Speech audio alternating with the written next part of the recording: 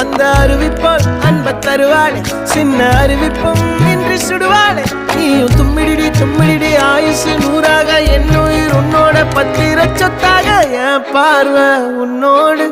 உன் பொம்மை கண்ணோடு பேசாமல் விண்ணோடு நாம் மிதந்து போவோம் காதாரா அடியானாலும் நான் தாங்க மாறோடு